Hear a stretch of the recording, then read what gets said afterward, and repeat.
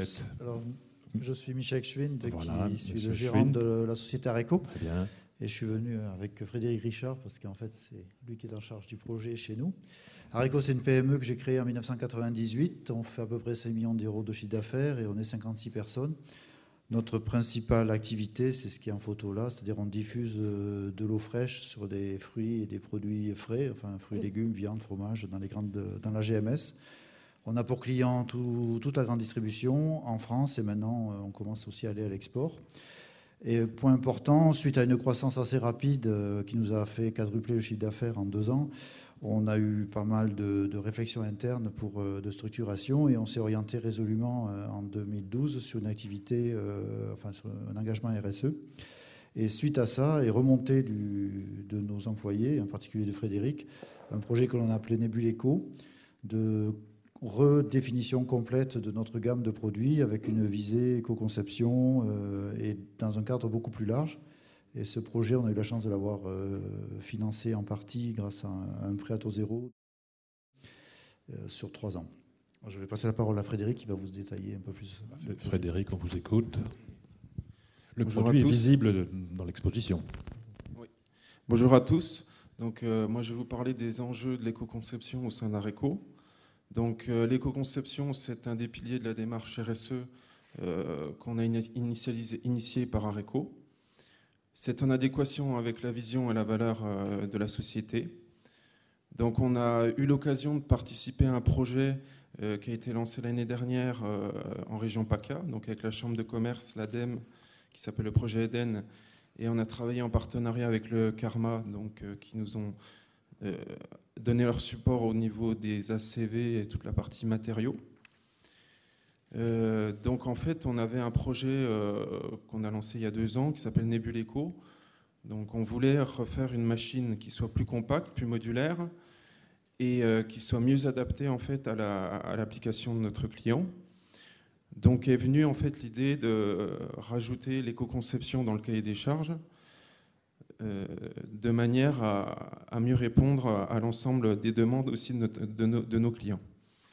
Donc, sachant que cette démarche est appréciée des grands groupes et surtout à l'export qui l'intègrent dans leur cahier des charges.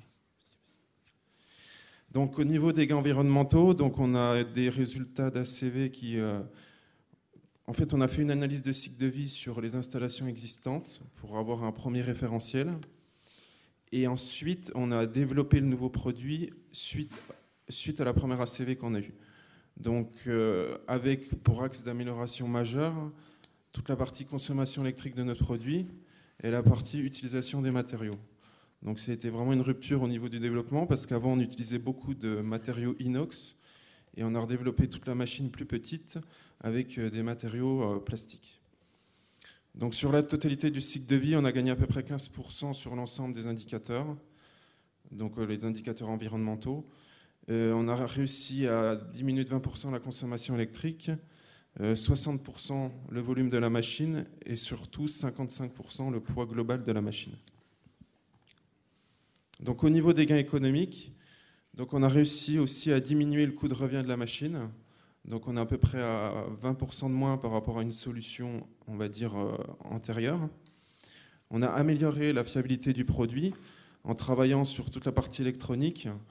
Donc en améliorant en fait le rendement de notre système et en intégrant aussi des systèmes de télémaintenance web serveurs qui sont intégrés sur la machine pour améliorer la communication et faire de la maintenance curative et non plus de la maintenance, faire de la maintenance préventive et ne pas faire de la maintenance curative. Donc cette machine s'intègre aussi aux demandes de notre client. Donc c'est un produit qui est adapté pour un nouveau marché. Donc on a pour toutes les petites applications, donc les petits maraîchers, les petits poissonniers, notamment. Et c'est une démarche qui est très appréciée à l'export. Donc on l'a vu avec des retours de nos clients comme Wegman aux USA et Chiquita. Et on souhaite en fait vendre ce produit à partir d'une nouvelle offre commerciale, donc qui est tournée vers l'économie de la fonctionnalité, donc en proposant des services autour de la machine et autour de la nébulisation. Donc le gain pour le client, donc du coup on a diminué la consommation électrique, donc ça fait une diminution des charges fixes pour le client. une meilleure performance du système, donc ce qui permet aussi, quand même, le but de notre produit, c'est de diminuer les déchets verts. Et une modularité du produit, il peut l'utiliser différemment suivant la saison, suivant la quantité de produits qu'il a sur son rayon. Donc au niveau gains sociaux, donc le fait d'avoir diminué le poids de la machine, ça impacte directement au niveau de l'installation et de la maintenance. Donc du coup, on a moins de pénibilité pour l'installation au niveau de nos techniciens. Et c'est une démarche donc, qui rentre dans notre programme RSE.